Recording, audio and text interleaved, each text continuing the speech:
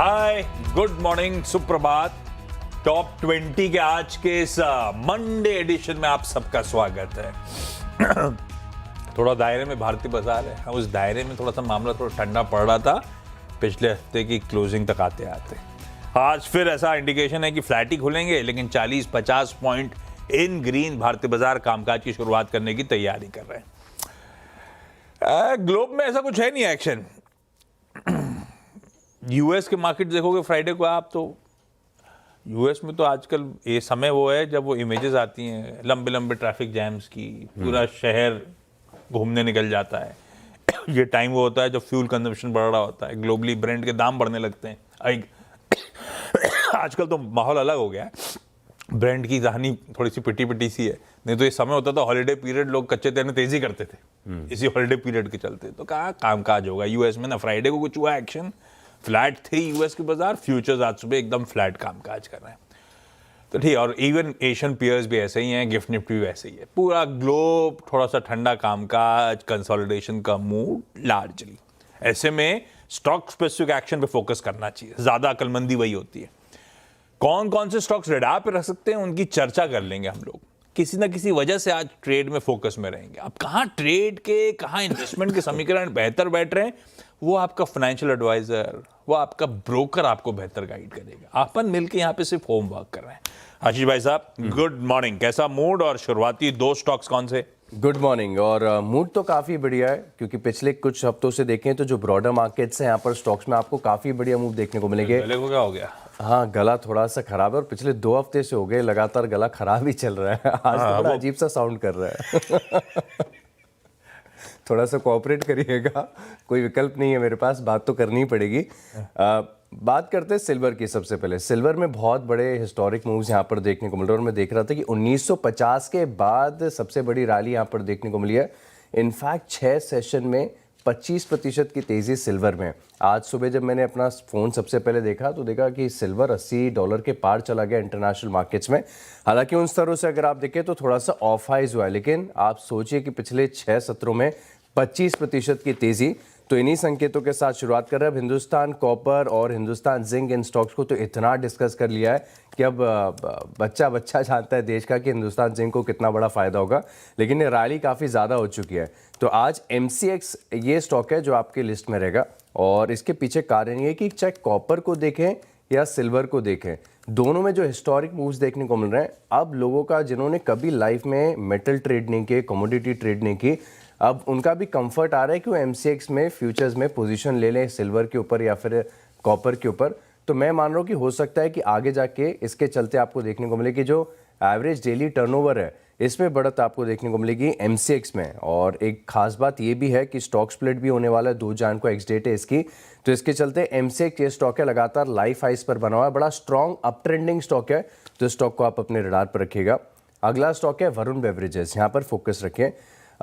लगातार करेक्शन के बाद, गिरावट के बाद एक फॉलिंग ट्रेंड लाइन फॉर्म हो गई थी, उसके ऊपर स्टॉक ने ब्रेकआउट दिया और पिछले 1-2 हफ्तों से देखें तो स्टॉक लगातार उन स्तरों पर सस्टेन कर रहा है। पोजिशनल सेटअप स्टॉक का काफ़ी बढ़िया है। अब कब तेजी आएगी ये कहना बड़ा मुश्किल है, लेकिन सेटअप के लिहाज से कंफर्ट आ रहा है। तो VBL ये दूसरा स्टॉक है जिसे रखा है इन ग्रीन। ओके भाई, आज का स्टॉक इन फोकस तो मेरे ख्याल से ट्रेड सेशन का है कोफोर्ज। काफी क्या CNBC आवाज के दर्शकों के लिए सरप्राइज नहीं होगा, क्योंकि सबको पता था बोर्ड मीट होनी है फंड रेजिंग के लिए। दिन के दौरान CNBC आवाज ने ये तक बता दिया था आपको, कमाई का अड्डा में तो स्पेसिफिकली, कि नेटवर्क क्या पिक कर रहा है। एक मैसिव इस नाम की कंपनी का एक्विजिशन होने की तैयारी हो रही है, वैसे ही हुआ। तो भाई साहब, अपडेट ये है कि इसने US बेस्ड एनकोरा नाम की कंपनी को एक्वायर करने की बात सामने रख दी है। एनकोरा में एडवेंट, वॉरबर्ग पिंकस और कुछ माइनॉरिटी शेयर होल्डर्स हैं जिनको पूरा खरीदेंगे। $2.35 बिलियन की एक खरीद होनी है, $2.35 बिलियन। अच्छा, इसमें $1.89 बिलियन का शेयर स्वैप होगा। आसान शब्दों में बताता हूं, ये लोग 9.37 करोड़ शेयर, 9.25 करोड़ शेयर्स पकड़ लीजिए, क्रिएट करेंगे और प्लेस करेंगे उन शेयरधारकों को जो इनकोर के प्रमोटर्स हैं। 1815 रुपए, 1816 रुपए पे कोफोर्ज की फ्राइडे की क्लोज से 8.5% का प्रीमियम, ये हो गया 17,000 करोड़ रुपए का शेयर स्वैप। पर खरीद तो 2.35 बिलियन डॉलर्स की है। वहां पे टर्म लोन्स उस टर्म लोन्स को चुकाएंगे, जिसके लिए बोर्ड से इनेबलिंग रेजोल्यूशन ले लिया $500 मिलियन की QIP का। पर QIP की अभी जरूरत है नहीं, ये ट्रांजैक्शन कंप्लीट होगा FY27 के Q1 पे। तब देखेंगे कि ब्रिज लोन लेना है कि QIP के जरिए उस बचे हुए अमाउंट की भरपाई करनी है। तो ये हो गया बड़ा सा खरीद। अब ये एनकोरा है क्या? यूएस की सिलिकॉन वैली में बॉर्न कंपनी, जो AI नेटिव फर्म है। यानी AI नेटिव मतलब AI के अराउंड ही ये बिल्ड करी गई थी कंपनी। सर्व करती वहां पे डिजिटल नेटिव्स को, यानी कि प्योरली डिजिटल कंपनीज को, या फिर फॉर्च्यून 1000 कंपनीज को। High tech, health care, BFSI vertical में 9,100 की ग्लोबल वर्कफोर्स है। 49% वर्कफोर्स का इंडिया में है। ऐसे ही मैं देख रहा था 11 अकाउंट्स इनके पास वो हैं जो $10 मिलियन से बड़े साइज के। अच्छी इंटरेस्टिंग कंपनी। 80% रेवेन्यूज यूएस से आता है उस कंपनी एनकोरा का।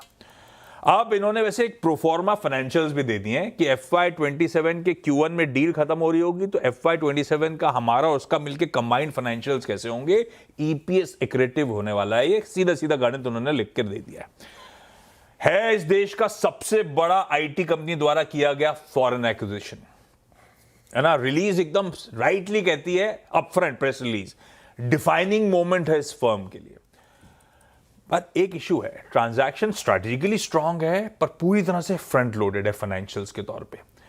तो वरी यही होगा स्ट्रीट का, एक ही वरी मुझे दिखता है, वो फाइनेंशियल बर्डन जो आना है, तगड़ा इक्विटी डायल्यूशन जो होना है। 20% कोफोर्ज का उन कंपनी के प्रमोटर्स के पास जाएगा, फ्रेश इशुएंस जो हो रहा होगा, तो 20% डायल्यूशन हो रहा होगा।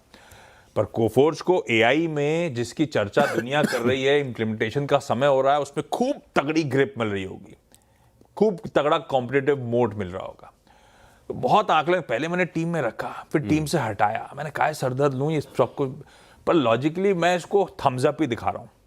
मैंने अब सुबह कहा था कॉशियस थम्स अप। इससे मेरा मतलब ये है कि शॉर्ट टर्म में शायद प्राइस के लिए, स्टॉक प्राइस के लिए थोड़ा सा कंसर्निंग हो सकता है, लेकिन लॉन्ग टर्म के लिए बहुत अच्छा है बिजनेस के लिए। आज से एक समय खराब है IT के लिए और कोफोर्ज को खूब मेहनत करनी पड़ेगी एसेट्स को स्वेट करने के लिए। पर कोफोर्ज ने इस तरह की मीनिंगफुल एक्विजिशन करके दिखा रखा है, इनको आता है। मैं इसको ग्रीन लेके जा रहा हूं। हालांकि आज आप वोलेटाइल रहेगा, आज दूर रहिएगा। करेक्शंस में मेरे ख्याल से कोफोर्ज एक इंटरेस्टिंग प्ले हो सकता है, जो आपका फाइनेंशियल एडवाइजर ज्यादा अच्छा बताएगा आपको। दूसरा स्टॉक बट ऑब्वियस सा लाल था, टाइमेक्स ग्रुप इंडिया। इसके प्रमोटर्स एक OFS ला रहे हैं। आज OFS नॉन रिटेल के लिए, कल रिटेल के लिए खुल रहा होगा। 8.9% स्टेक बेचने की तैयारी। 8.9 मतलब उसमें मैं दोनों कह रहा हूं, बेस भी और ग्रीन शू भी, कुल मिलाकर 8.9% हिस्सा बेचने की तैयारी। 275 रुपए पे फ्लोर प्राइस है, यानी कि ये फ्राइडे की क्लोज से 22% के डिस्काउंट पे।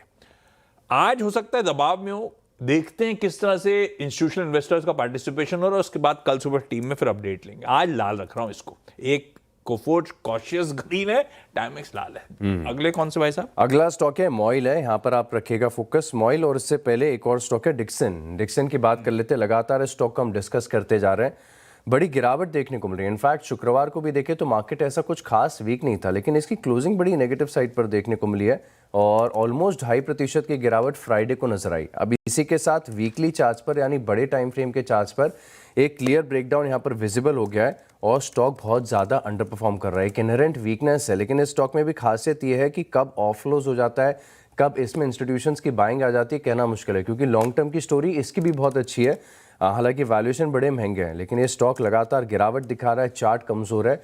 आज मार्केट ऑफ हाइज होता है, कमज़ोर होता है, तो ऐसे स्टॉक्स पर आप फोकस रख सकते हैं जहां पर इनहेरेंट वीकनेस है। डिक्सन टेक स्टॉक को मैंने अपनी लिस्ट में शामिल किया है।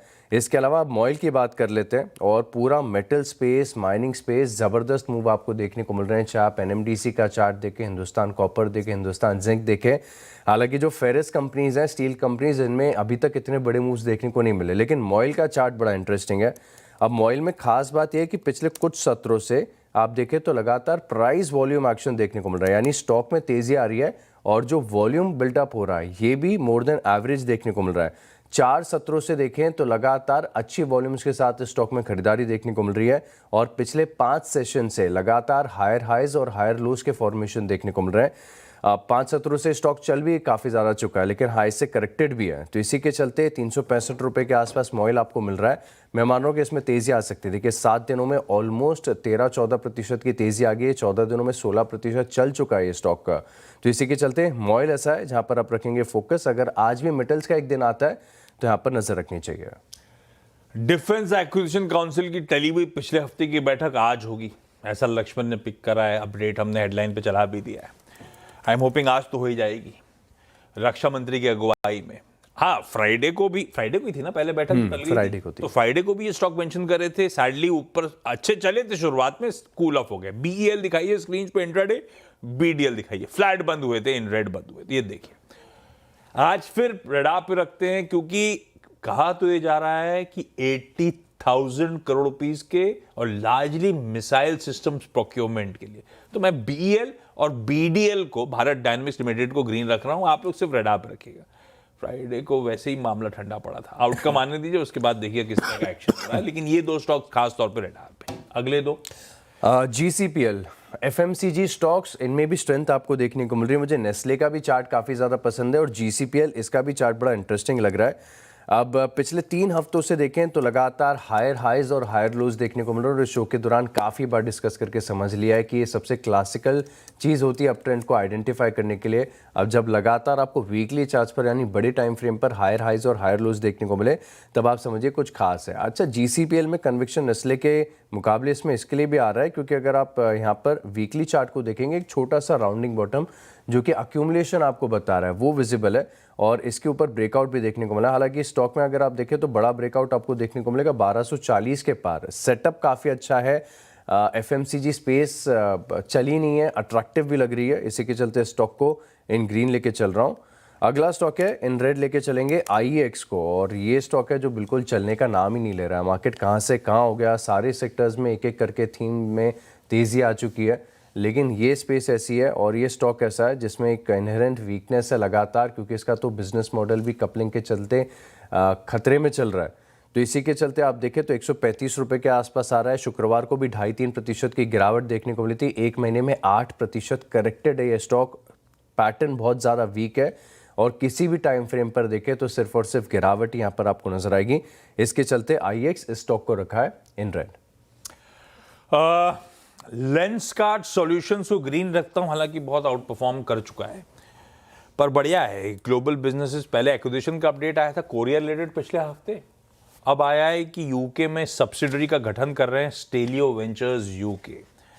आइडिया है यूके में रिटेल स्टोर्स खोलने का, वहां पे आईवेयर प्रोडक्ट्स और रिलेटेड एक्सेसरीज मेलर ब्रांड के, MELLER मेलर ब्रांड के अंदर यूके में बेचेंगे। अच्छा है, इंडियन कंपनी इस तरह से एग्रेसिव हो रही है। इन ग्रीन रखते हैं, लेकिन स्टॉक प्राइस ऑलरेडी बहुत कुछ पॉजिटिव भाव में दिखा रहा है, ये ध्यान रखिएगा। वेदांता, एक तो ये जो चांदी, बेस मेटल्स, कॉपर सब जो आउट परफॉर्मेंस कर रहे हैं उसका निचोड़ तो यही मिलता है आपको। दूसरा, वीकेंड पे एक और डेवलपमेंट था कि डेप्टो ग्रेफाइट वैनेडियम ब्लॉक के लिए, यानी कि एक क्रिटिकल मिनरल के लिए सक्सेसफुल बिडर। दरअसल ग्रेफाइट और वैनेडियम साथ में मिलते हैं और ये इस्तेमाल किया जाते हैं मेरे ख्याल से वो ऑटो, EV, ग्रीन एनर्जी, इन सब के लिए। तो बढ़िया रेयर अर्थ मेटल का ब्लॉक इनके हाथ लगता हुआ, इसीलिए इन ग्रीन कर दिया है। 6 पूरे। क्विकली छोटा सा ब्रेक के उस पर अगले 4 पे बातचीत है।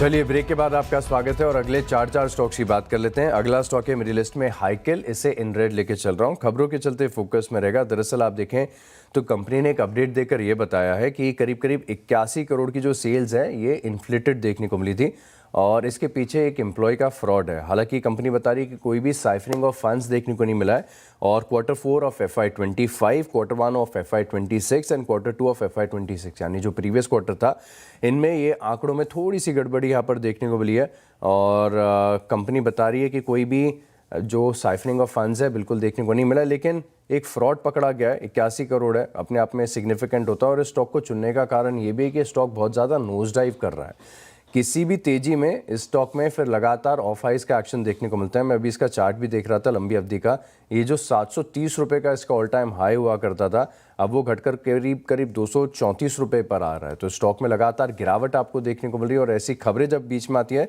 तो इन्वेस्टर्स का जो कॉन्फिडेंस है वो हिल जाता है। इसके लिए हाइकिल कैश का स्टॉक है, लेकिन सिर्फ आपकी जानकारी के लिए इसको इन रेड लेके चल रहा हूँ।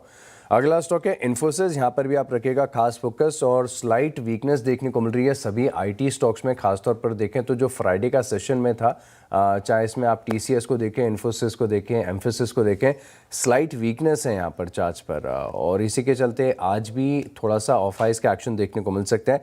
हालांकि कोई बड़ा नेगेटिव नहीं है, चार्ट्स पर भी कोई बेरिश सिग्नल देखने को नहीं मिल रहे, लेकिन स्लाइट वीकनेस है।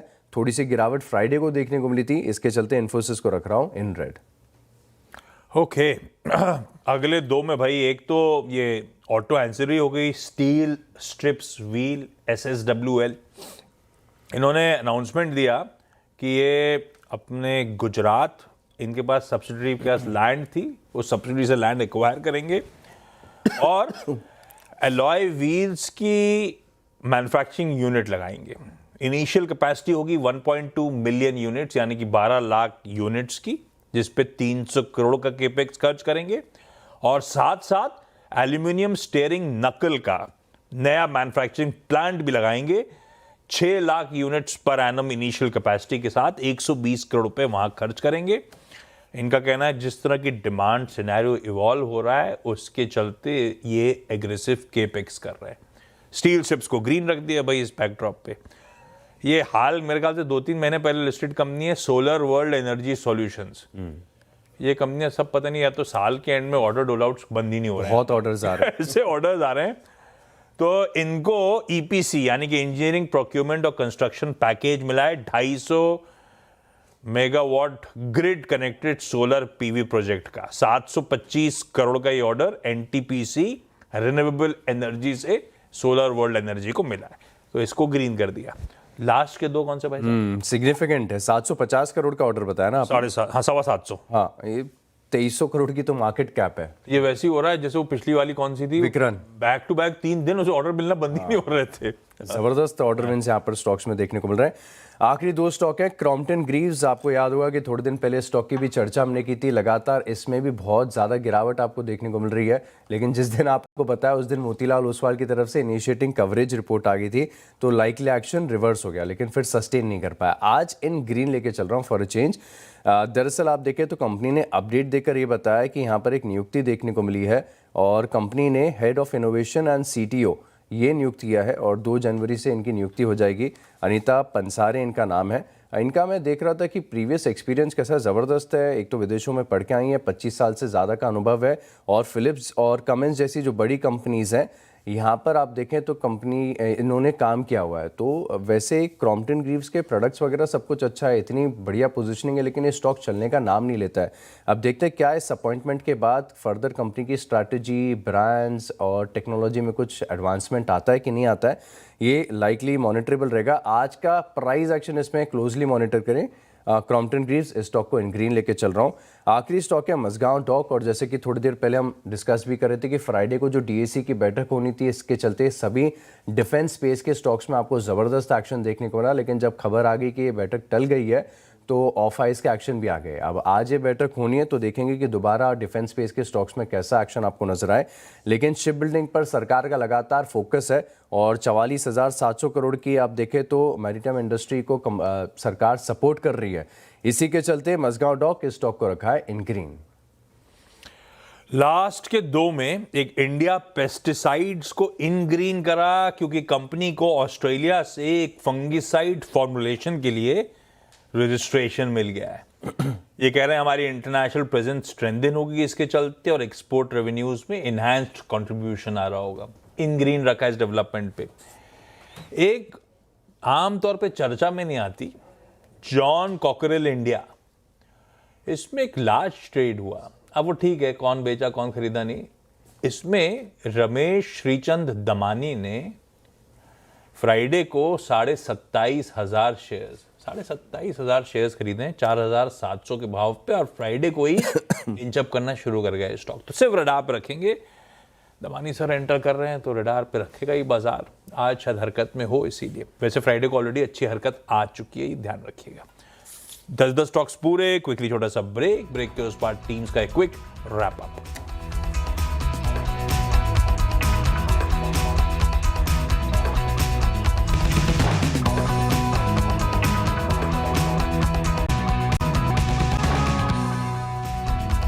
चलिए, ब्रेक के बाद आपका स्वागत है और अब 20 स्टॉक्स का रिकैप देख लेते हैं। शुरुआत मैंने की MCX और VBL के साथ। इसके अलावा Dixon tech, MOIL, GCPL, IX और हाइकल इन स्टॉक्स को भी रडार पर रखिएगा। इन्फोसिस, क्रॉम्पटन ग्रीव्स और मजगांव डॉक, यहाँ पर भी फोकस रखें। और 10 और जोड़ दीजिए इसमें, और 10 के 10 फिर से हरे ही हैं, एक छोड़ के टाइमेक्स ग्रुप, जहाँ पे एक OFS आना है प्रमोटर्स के स्टेक सेल का। अदरवाइज कोफोर्ज रखा ग्रीन में है, लेकिन भाव और डाइल्यूशन के कंसर्न से चलते आज थोड़ा सा दूर रहेगा। देखते हैं कैसे प्राइस डिस्कवरी होती है इसकी। फाइनली इवेंचुअल पॉजिटिव है, इस लिहाज से ग्रीन रखा था।